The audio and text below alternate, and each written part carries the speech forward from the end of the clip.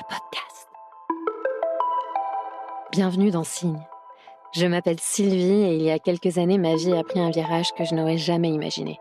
Un événement bouleversant qui m'a poussée à poser des questions que je n'aurais jamais osé formuler avant.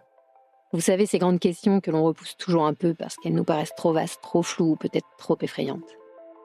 Mais parfois, la vie nous force à y faire face. C'est ce qui m'est arrivé. Ce moment a été comme une porte qui s'est entrebâillée, laissant entrevoir un univers que je n'avais jamais envisagé, celui de la médiumnité. Qu'est-ce que c'est au juste ? Est-ce que cela existe vraiment ou est-ce que c'est simplement une question de croyance ?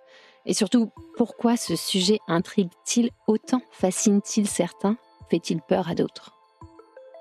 Ce podcast est une aventure personnelle, mais c'est aussi un espace pour partager des histoires, des rencontres, des réflexions qui, je l'espère, résonneront en vous.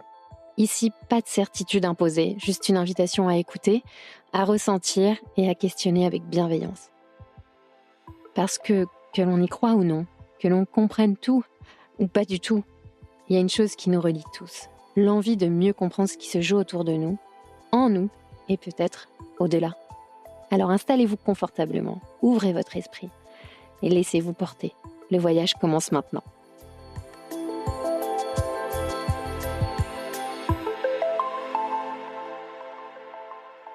Il y a 12 ans, ma vie a complètement changé. Je veux dire, en une fraction de seconde, tout a basculé. Ce jour-là, ma mère est partie de l'autre côté, rejoindre les étoiles, comme j'ai l'habitude de le dire aux enfants. Mais puisque ce mot ne doit pas être tabou ici, on peut tout simplement dire qu'elle est morte. C'est un moment qui m'a, vous vous en doutez, complètement chamboulée. Comme si un portail invisible s'était ouvert juste devant moi. Et ce portail, je savais pas trop où il menait. Mais une chose était claire, c'était pas seulement un adieu ou un au revoir. C'était le début de quelque chose de plus grand encore que l'épreuve du deuil. Et vous savez quoi ? Je pensais pas que ça allait me mener aussi loin.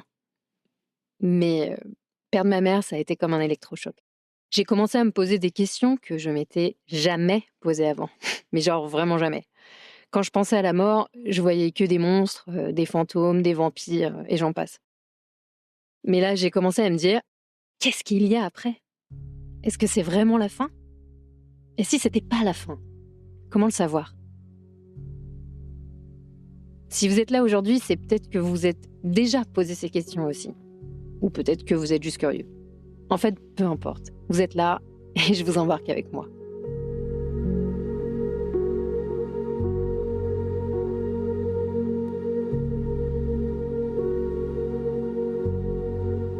Quand ma mère est décédée, c'était comme si tout ce qui faisait sens dans ma vie s'était effondré. Vous voyez ce moment où vous regardez autour de vous et tout semble complètement flou ? C'est exactement ce que j'ai ressenti. Je cherchais des réponses, n'importe lesquelles. Alors oui, je cherchais des signes, mais vraiment partout. La moindre petite chose qui pourrait me faire sentir qu'elle était encore là d'une manière ou d'une autre. Une plume qui tombe, un rêve un peu trop intense, un arc-en-ciel quand je me sentais triste, une odeur qui apparaissait sans prévenir. Vous voyez ce genre de truc. Et à chaque fois, je me disais, est-ce que c'est elle ? Est-ce que c'est juste mon imagination ?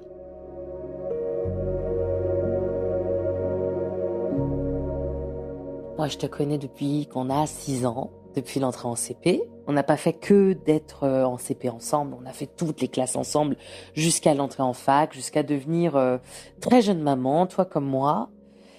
Et ce que je peux affirmer, c'est que dès le départ, tu étais très avancée par rapport à nous autres, dans ta sensibilité, dans tes émotions. Tu étais très avancée dans tes analyses.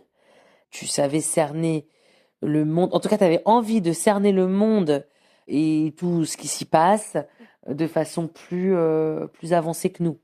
Alors, comme tu es empreinte de modestie, tu vas dire que non, mais la vérité, elle est quand même là. Et malheureusement, trop jeune, très jeune, tu as perdu ta maman. Tu as gardé le silence un moment quand elle est partie. Et puis ensuite, je t'ai effectivement vu basculer petit à petit dans la quête de quelque chose. Et les fois où je t'invitais chez moi, je me revois te bassiner, moi, de mon côté, avec des histoires de cœur, de mecs. et que toi, en fait, tu as envie de me parler de lectures que tu as faites, des lectures qui vraiment ouvrent une boîte de Pandore que tu n'avais pas pu imaginer auparavant. Et tu commences cette quête puisque tu me dis non, mais il y a quelque chose, Marion, il y a quelque chose. C'est pas possible. J'ai lu des témoignages, j'ai lu des choses, c'est incroyable. Il y a d'autres choses, il y a autre chose. Et c'est ça, en fait, la quête. Parce que franchement, je suis pas quelqu'un de particulièrement spirituel à la base. Mais là, quelque chose d'énorme s'est imposé à moi. Une sorte d'intuition super forte. Et même si j'avais peur, je pouvais pas faire autrement.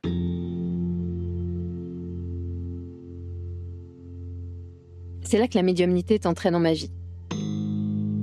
Enfin, doucement, hein, parce que soyons honnêtes, la médiumnité, moi, ça me fait flipper.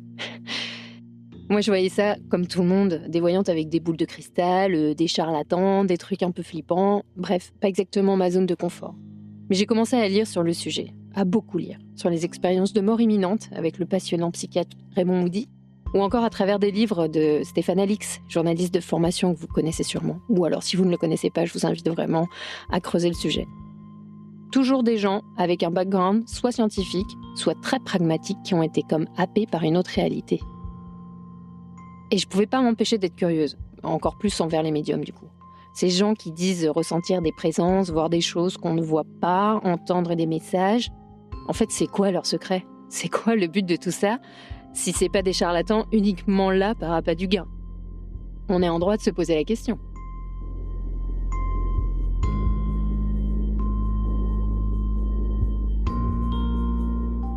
Je vous laisse écouter le témoignage de Flore, une amie qui a eu envie de me faire confiance et qui m'a confié avec tout son cœur et toute sa sincérité son histoire.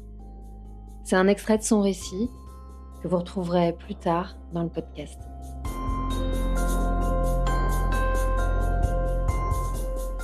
La première fois, ça m'est arrivé quand j'étais jeune, vraiment jeune. Je pense que je devais avoir 7 ans, un truc comme ça. En grandissant, ça s'est très vite arrêté. Et c'est revenu beaucoup plus tard. J'étais enceinte de mon 3e enfant. Et ça a redémarré à partir de ce moment-là. C'était il y a donc 6 ans. Donc j'étais enceinte fin de grossesse de mon 3e enfant. Et la première fois que c'est arrivé, je m'en souviens vraiment parfaitement. J'étais partie me coucher plus tôt. Et que mon mari travaillait dans le salon. Et je me réveille toujours avec cette sensation de... Il y a un truc très dérangeant vraiment à côté de moi. Et je me tourne, j'ouvre les yeux, je regarde dans la pièce. Et là, je vois un homme à côté de moi, quoi. Vraiment, genre debout à côté de mon lit. Et alors là, je sais que c'est pas quelqu'un de réel. Je sais que c'est pas quelqu'un qui est rentré chez moi. Mais parce qu'il est un petit peu plus transparent, mais je peux totalement te le décrire. Il est habillé tout en noir. Un homme, je dirais 45-50 ans. Et là, je suis partie en courant. Mais littéralement, je suis vraiment partie en courant, en hurlant. J'ai ouvert la porte de ma chambre, j'ai pété la poignée tellement, genre, j'ai eu peur. Vous voyez ? Ce qui est fascinant, c'est que même pour ces médiums, c'est pas une évidence. C'est pas comme si elles se réveillaient un matin en se disant « Tiens, je vais parler aux morts aujourd'hui ». En fait, c'est un vrai chemin avec des doutes, des peurs et surtout énormément de questions et des questions sans réponse la plupart du temps. Et franchement, je suis sûre que vous aussi, vous avez déjà ressenti ce truc. Une présence dans une pièce vide, ce genre de truc. Non ? Il n'y a que moi ? Bon, allez, on y reviendra plus tard parce que je suis sûre que vous aurez forcément quelque chose à me raconter.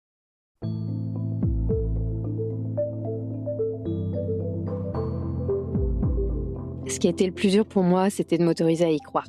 Parce que, soyons clairs, ce n'est pas un sujet qu'on aborde facilement à table. Et même si je tente parfois, je sens bien que le sujet fait sourire. Limite, ça peut mettre mal à l'aise. Et puis parfois, dans l'assemblée, une personne semble plus ouverte et les échanges sont passionnants. La peur du jugement, c'est un frein énorme. On a toujours peur qu'on nous prenne pour des fous. Mais en même temps, cette quête, elle est tellement intime et tellement universelle aussi. Parce qu'au fond, qui n'a jamais eu envie de savoir ce qu'il y a après ? Même ceux qui disent qu'il n'y a rien, ils se sont au moins déjà posé la question une fois. Chaque étape de cette quête a été un mélange de fascination et de frustration. Pour une réponse, 10 nouvelles questions. Mais vous savez quoi ? C'est ça qui rend ce voyage si captivant. Parce qu'il n'y a pas de réponse toute faite. Il n'y a que des chemins à explorer.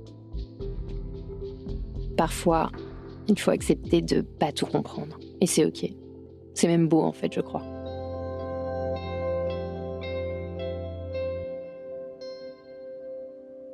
Alors pourquoi ce podcast ? Parce que je pense qu'on a tous besoin, à un moment ou à un autre, de poser nos certitudes et de s'ouvrir à l'inconnu.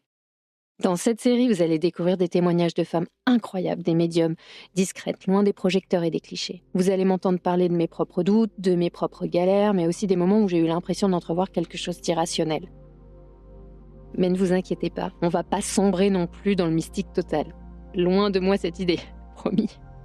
On garde un pied dans la réalité parce qu'au fond, ce podcast, il est pour tout le monde. Les sceptiques, les curieux, ceux qui y croient un peu, beaucoup, pas du tout. Bref, c'est pour vous, c'est pour nous, c'est pour explorer ensemble. Et ce voyage, c'est le vôtre aussi, parce qu'au fond, ces questions et ces émotions, elles nous touchent tous d'une manière ou d'une autre. C'est que le début d'une exploration, un chemin qui s'ouvre et qui nous invite à voir le monde autrement, à écouter différemment, à ressentir avec un regard neuf. Alors continuez d'être curieux.